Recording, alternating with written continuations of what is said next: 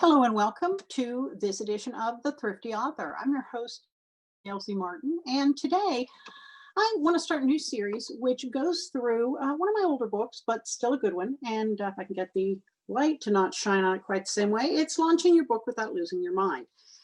Now, as I said, this book came out a couple of years ago, but while the world has changed in many regards, the principles here still hold true. So we're going to go through with comments on each chapter.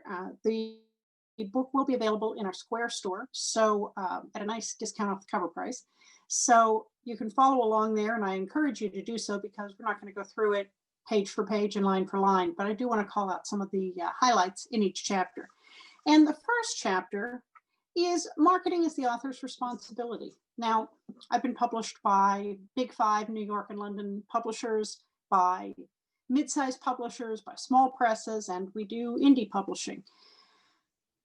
From my standpoint, it's all the same in terms of marketing. If you're lucky with a big publisher, they may throw some money your way. Very little money and not nearly enough to make a big difference.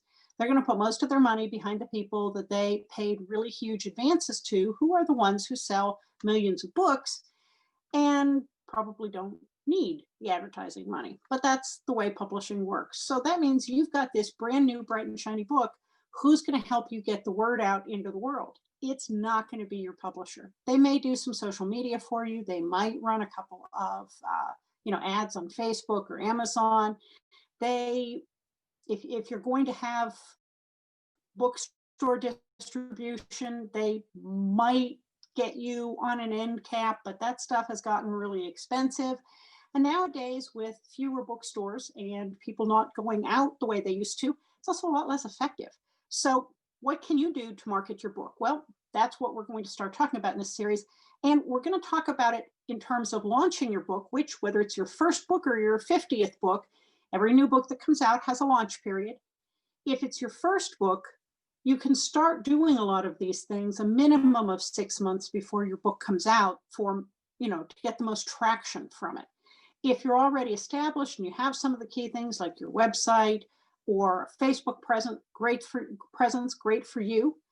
Here are some tips maybe to spiff that up a little bit, use it in some different ways. But we all have to do the marketing around a book launch when a book comes out in order for it to be effective. So what I want you to take away from chapter 1 in the book is to do an inventory of what your skills are that you can put toward marketing, because not everybody is a natural born marketer. Not everybody wants to be. And some people just absolutely cringe and want to run away at the thought of marketing. It just doesn't feel good to them. They're introverts. They have maybe some negative bias attached to it. Thing is, your book is a product and every product needs to be marketed.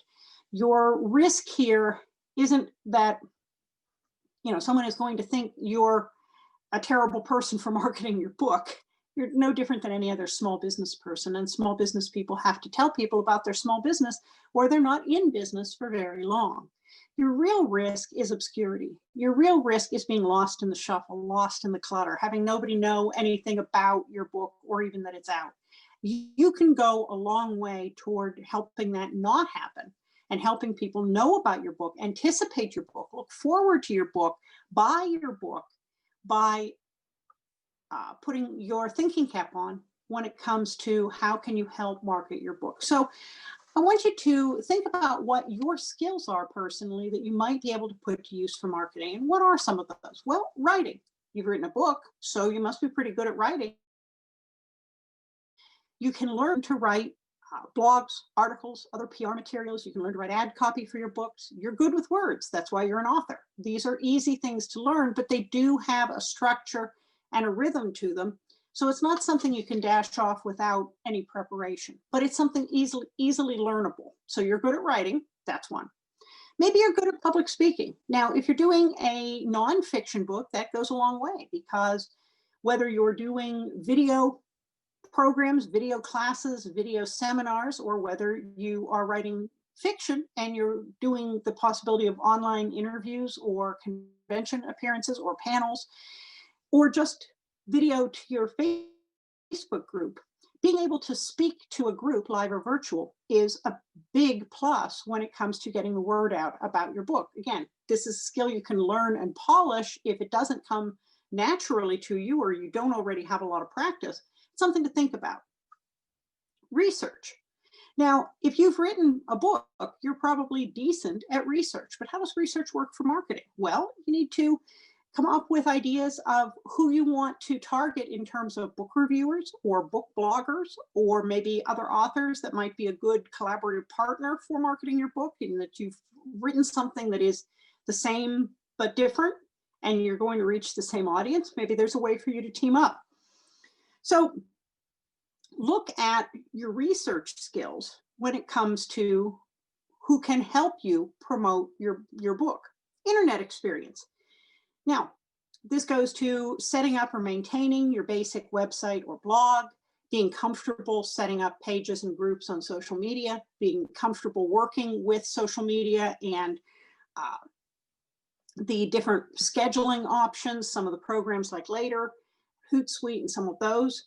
So your comfort level with the internet and social media can go a long way toward building your audience, staying in touch with them, and helping people know that your book is coming up and when it comes out.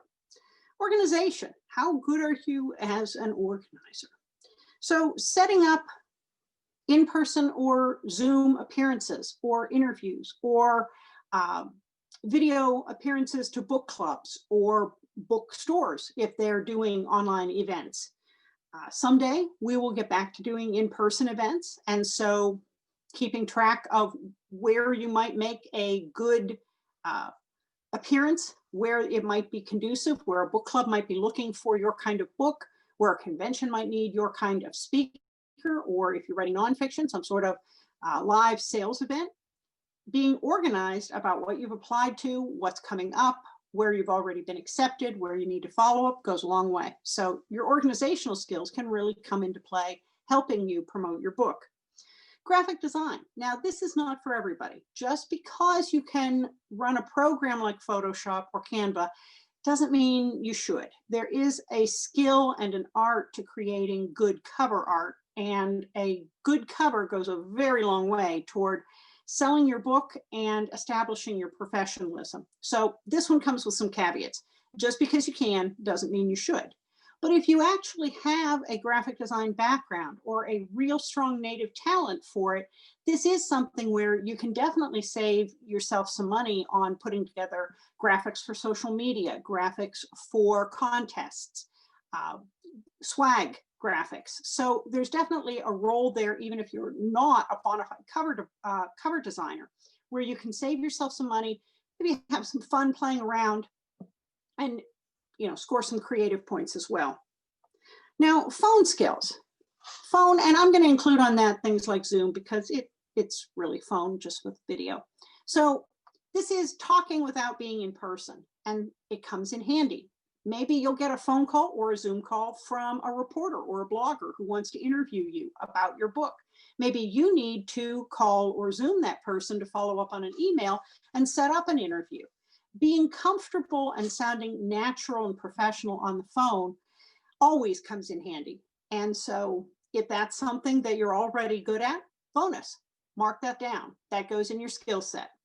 Collaboration. Now, this is a huge part of marketing your books, yourself, your series, and it's an ongoing thing. It doesn't happen overnight. You have to earn trust and you have to let people get to know you. But anything you can do to help other authors out, to promote other people's launches, and then to build people's knowledge of you as a good player in the community goes a long way toward when you need a hand in terms of maybe asking to make an appearance in someone's Facebook group or asking someone to be on a panel with you. You want to look for ways that you can help other authors succeed and help yourself as well. The old adage about a rising tide lifting all boats.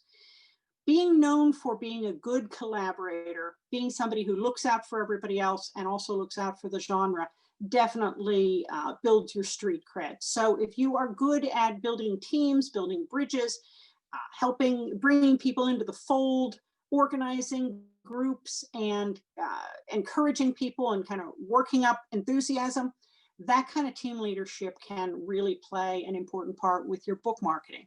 And then photography, especially with sites like Instagram that are so very photographically inclined. If you can take pictures when you go on vacation, maybe even just your garden, when you go for a walk, pictures of your dog that are better than the average snapshot. All of those kinds of things get people to stop and say, oh, I want to know more about this person. If you have the opportunity or have traveled to places where your books are set, sharing those pictures can really bring people more into the experience of reading it, both for people who may have already got some knowledge or have lived in a city or a place, and people who may have always wanted to visit there or just intrigued because they read the book and they would like to know more about it. So your photography skills can definitely help you on social media and help you stand out by having unique content where your photos aren't from a stock photo or the same photo that everybody's seen. So especially with sites like Instagram, this is a great one for you to work on, and it's another creative outlet for you. Well, that's it for chapter 1. I hope you've enjoyed this. We're going through the book and happy to answer questions, but we'll have this available in the Square store. And again, it's Launching Your Book Without Losing Your Mind. I'm your host, Gail Z. Martin. We'll be back for more of this soon. See you online.